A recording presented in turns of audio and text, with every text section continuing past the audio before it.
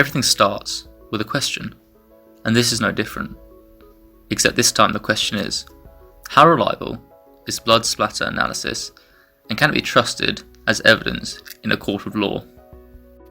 Now the first point to address is what is blood splatter analysis, and I mean it's not rocket science, it's analysing blood that has been splattered in certain patterns. To begin with, you need to know the basics. Firstly, blood droplets behave the same as any other liquid in motion. Each droplet has a surface tension, as the particles in the outer layer are attracted to one another. They will therefore take the shape of the smallest possible surface area when in flight, which is a sphere. This means they are only teardrop shaped when attached to a surface. Once they drip off the end of that surface, there is no longer any external force on the droplet, so they revert to a sphere. Now there are two things which will cause blood droplets to form: gravity, or an external force such as a blow. The blood droplets will only be separated from their source if gravity or the external force exceeds the surface tension of the source of the blood. These droplets can vary in volume, and therefore the size of the splatter can also vary. The typical variation is between 0.01 and 0.16 millilitres, with the average volume of a droplet being about 0.05 millilitres. These variations are split into three categories. The person who named them was obviously wondering what size meal he wanted for lunch, and therefore creatively named them large, medium and small, each of which are usually associated with certain actions and have their own characteristics. First, we're going to address large or low velocity blood splatter. This is usually called dripping, and as the name suggests, comes from blood dripping from a wound or blood from a nose or mouth. It is typically between 4 and 8 millimeters and is larger as the only force exerted on the droplet is gravity. This means the larger droplets don't get broken up into smaller ones, leaving larger stains on surfaces. The size and shape can tell us certain characteristics about the scene, as blood which falls from a greater height or of a larger area than blood which falls from a lesser height, even for the same volume. It has been found that after 7 feet, the area does not get any larger though.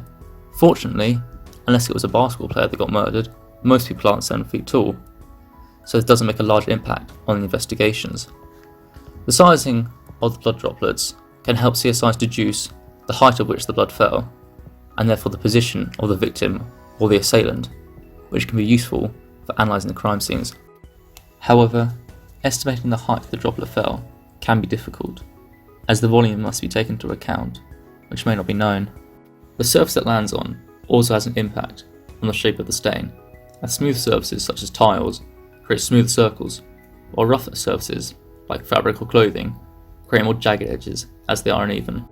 Another example of low velocity blood spatter is arterial blood spatter, which is where blood is forced from the body due to its own pressure.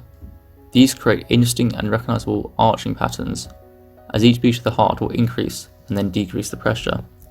These may result from cuts to arteries or other blood vessels, but where the victim is still alive, and analysing them and correlating them with cuts on the victim's body can allow CSIs to find out the position of the victim at different points throughout the assault. Medium velocity blood spatter occurs when blood droplets are subjected to force other than gravity, which causes them to move between 1.5 and 30 meters per second. They leave droplets usually between 1 and 4 millimeters, but droplets which are both larger and smaller than these do exist. Most medium velocity blood splatter comes as a result of blunt force such as bats or clubs, although it can come from other sources such as coughing up blood. In an assault, the first impact won't create any blood splatter or will open a wound which blood will flow from. Later strikes from a blunt or sharp weapon will create medium velocity blood splatter on nearby surfaces. The direction of the blood splatter and their angle of impact can help CSIs find out where the attack took place and the position of the victim and the assailant during the assault. In order to find the position, there are two things you need to find: the point of convergence and the point of origin. The point of convergence is two-dimensional and is worked out by extending the lines of blood splatter with strings. This is because blood splatter which doesn't strike the surface at 90 degrees will elongate, and therefore similar droplets or singular droplets can have their paths extended. The lines should all converge at a singular point, which would tell us the height and distance the blow took place at. The point of origin is three-dimensional and requires you to measure the individual blood droplets and find their angle of impact. As previously mentioned, when blood doesn't strike a surface at 90 degrees, it elongates. There is actually a mathematical formula which can be used to calculate the angle of impact. It is inverse or arc sine width over length. This gives you the angle for each droplet's impact. Using that and the direction it's impacted at, which was worked out for the point of convergence, you can trace a line from each blood drop through 3D space with strings, and like the point of convergence, they will meet in one singular place.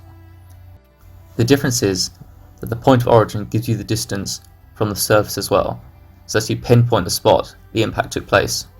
Another type of blood splatter to address is cast-off splatter. This comes when the blood on a weapon is thrown off during the arc of the swing. The patterns cast off tangentially to the arc.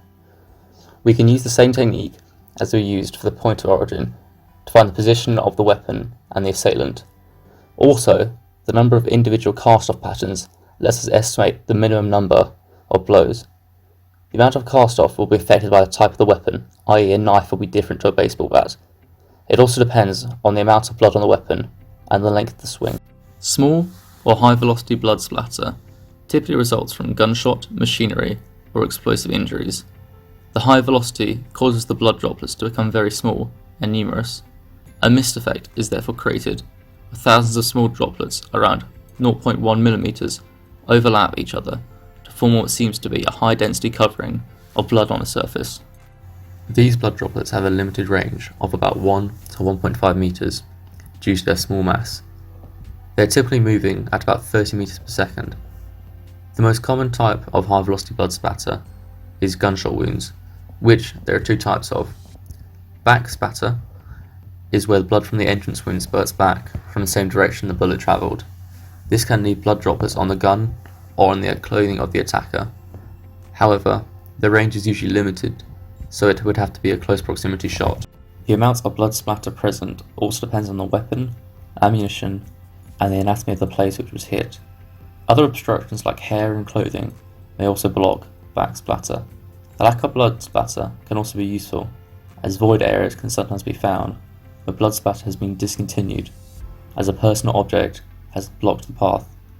The second type is forward spatter, which comes from blood leaving the exit wound.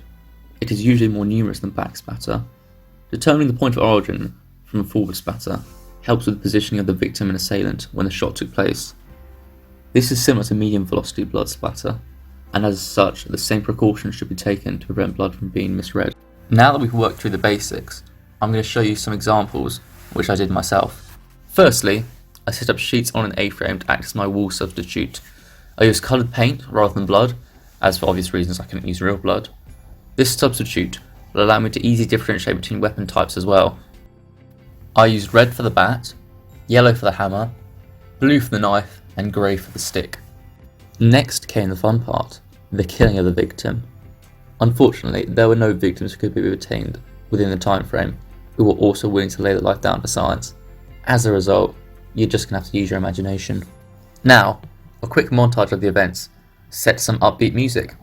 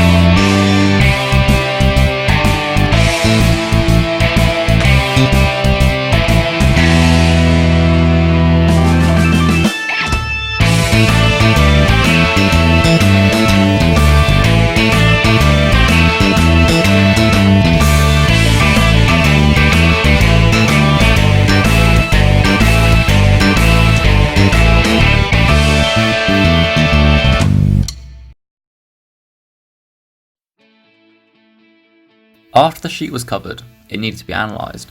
The easiest streak to analyse was the large horizontal red one.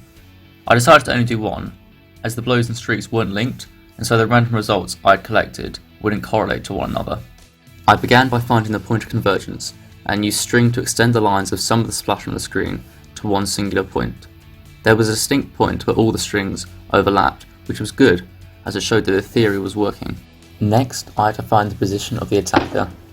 As the point of convergence was slightly below the paint streaks, I know that the strike was directed at an upwards angle.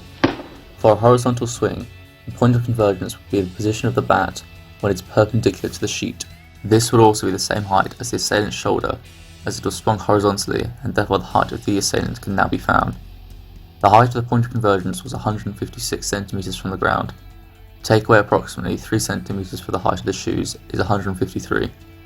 The ratio of shoulder height to total height is 0.82, therefore 153 divided by 0.82 would be the height of the attacker, which is approximately 187 cm or 6'2".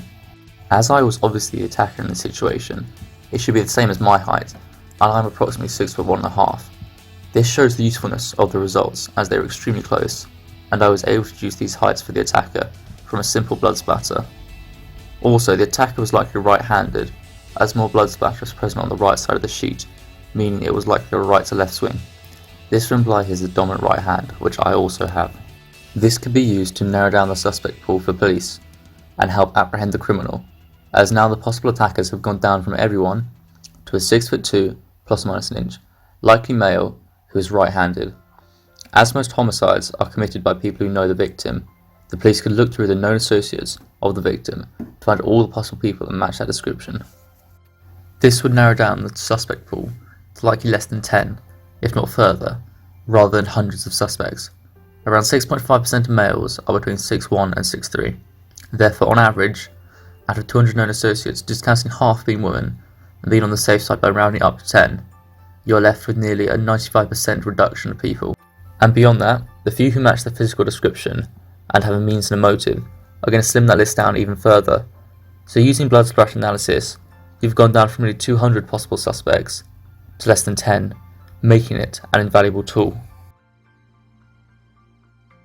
In court, blood spatter analysis should be used as evidence with expert testimony, as it has been used as a valid form of evidence for nearly 50 years, and especially in the last 20.